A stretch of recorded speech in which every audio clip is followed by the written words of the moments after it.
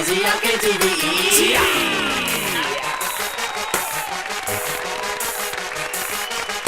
What up, it's your boy Crazy Alkane, man. We down here at ECBACC doing our thing. Got this creative artist right here. What's your name?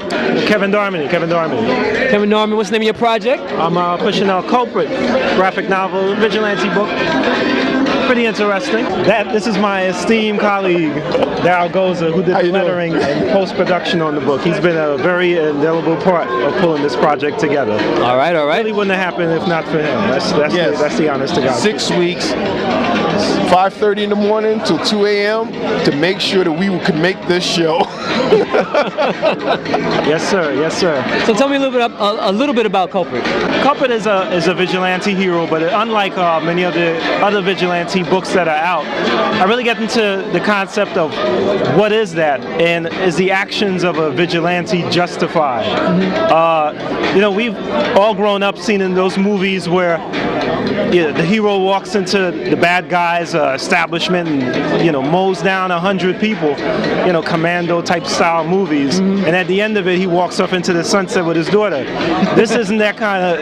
I look at that and I say, if you have that kind of person who can kill 75 people, is that a hero or a mass murderer?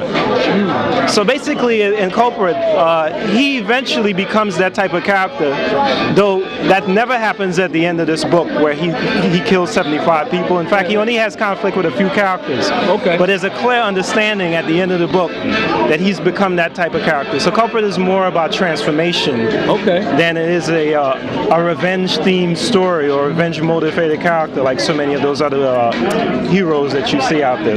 Now, if I may add, the other thing about Kulprit was this. When Kevin first brought Kulprit to me, because I was a guy that did a lot of design work for comic books and comic book companies and had already been working in the field, he asked me a question about, did I think this kind of book could actually work? Now, I wasn't sure, but my thing was this. There aren't enough books about black characters, and there really aren't enough books that are well written about black characters, where you actually get in there and you do a real analysis, not the contrived analysis, but an actual real analysis about what makes things work when being a character in a comic book. So when we first sat down and started to do the story, initially when we didn't start it off with an action sequence in the beginning to show you what the tone of the book was going to be. So I said, Kevin, you got to give people something a little bit heavy, something a little bit more powerful. So you came back with this opening. I tell anybody that comes to this table, if you read the first 18 pages of this book and you are not affected, then something inside you is dead, because it's designed to see where you are about things in the world. The thing is and when you read a story is supposed to move you emotionally. And most comic books are not written to move you emotionally. They're written to move you action-based.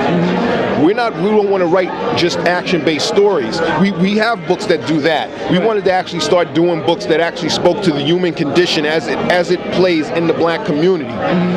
Most people don't know what it would mean to be an actual vigilante, what that would actually entail. So we said, you know what would happen if you actually wrote a story and you told them? You showed it to them in stark terms, so there'd be no question about it, and the answer you get may not always be the one that you want. All right, this is Kevin Darmany. Daryl Goza. On CAC TV. Yeah. You can check us out at dreadlockninja.com. Kulprit, coming to the stand near you. Check it out. Nothing like you ever read before. That's right. Now it's time for the real plug. Okay, ECBACC.